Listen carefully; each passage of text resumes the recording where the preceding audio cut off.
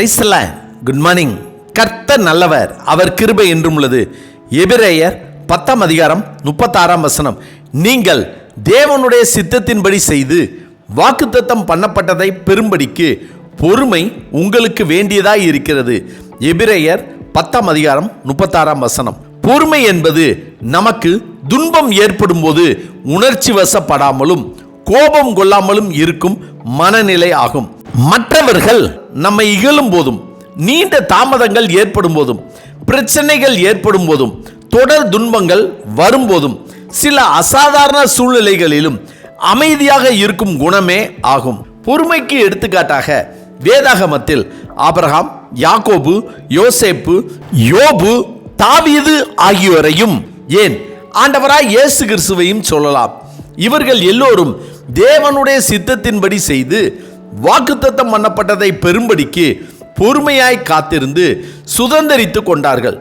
இஸ்ரவேல் ஜனங்கள் எகிப்தில் தேவனுடைய அடையாள அற்புதங்களையும் செங்கடல் இவர்களுக்காக வழிவிட்டதையும் மேகஸ்தம்பமும் அக்கினி ஸ்தம்பமும் முன்னும் பின்னும் வந்ததை கண்டபோதும் தங்களுக்கு ஏற்பட்ட தேவைக்காக பொறுமையாக கர்த்தருடைய கரத்தின் கிரியைக்கு காத்திராமல் முறுமுறுத்ததால் கர்த்தரால் வாக்குத்தத்தம் பண்ணப்பட்ட கானான் தேசத்தை சுதந்தரிக்க யோசுவா, காலேப்பை தவிர அந்த தலைமுறையில் ஒருவராலும் முடியவில்லை.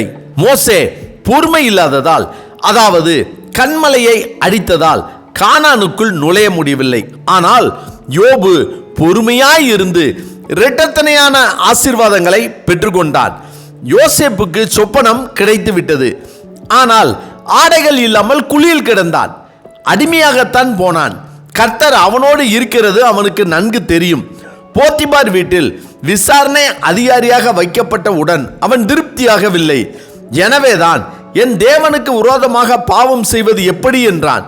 சிறைச்சாலையில் சிறைச்சாலைக்காரன் கண்களில் தயவு கிடைத்த போதும் ராஜாவின் பந்தி விசாரிப்புக்காரன் விடுதலையாகி போன பிறகும் கூட பொறுமையோடு காத்திருந்தான். சீமேயி தாவீதை தூசித்தும் அவன் மேலும் அவன் கூட இருந்த சகல ஊழியக்காரர்கள் மேலும் கற்களை எறிந்து தூசித்த போதும் தாவீது பொறுமையோடு கர்த்தருடைய வாக்குத்தத்தம் நிறைவேற காத்திருந்தான்.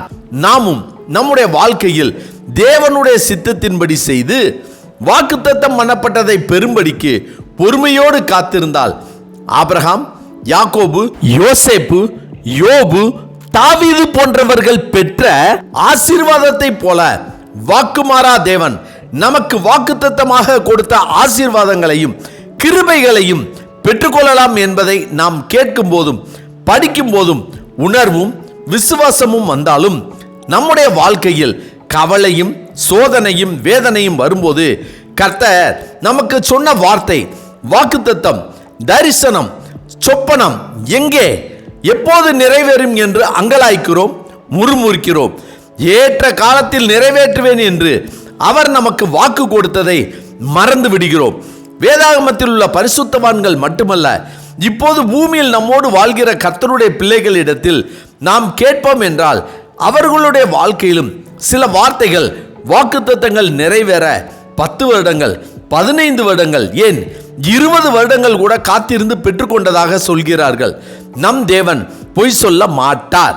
அவர் மாறாதவர். எனவே அவர் கொடுத்த வார்த்தையும் வாக்குத்தத்தத்தையும் நிறைவேற்ற பவுல் சொல்லியபடி நாம் அவர் சித்தப்படி செய்து வாழ்ந்து பொறுமையோடு காத்திருக்க வேண்டும். அந்த பொறுமையை கர்த்தர் தாமே நமக்கு தந்து கர்த்தர் நமக்கு கொடுத்த வாக்குத்தத்தத்தை நிறைவேற்றி நம்மை ஆசீர்வதிப்பாராக. ஆமென். ஜெபிப்போமா. சர்வ வல்லமை உள்ள சேனைகளின் தேவனாகிய கர்த்தாவே, நீர் எங்களுக்கு கொடுத்த வார்த்தையையும் வாக்குத்தத்தத்தையும் தரிசனங்களையும் சொப்பனங்களையும் நாங்கள் பெற்றுக்கொள்ளும்படியாகவும் பரிசுத்த வேதாகமத்தில் உள்ள பரிசுத்தவான்களும் உம்முடைய பிள்ளைகளும் பொறுமையோடு காத்திருந்து வாக்குத்தத்தம் பண்ணப்பட்டதை பெற்றுக்கொண்டதைப் போல எங்களுக்கும் அந்த கிருபையை கர்த்தர் தந்தரல வேண்டும் என ஆண்டவராகிய இயேசு கிறிஸ்துவின் இன்ப நாமத்தில் ஜெபிக்கிறோம் நல்ல பிதாவே. ஆமென், ஆமென். கர்த்தர் நல்லவர், அவர் கிருபை இன்று முழுவதும் நம்மோடு கூட இருப்பதாக. ஆமென்.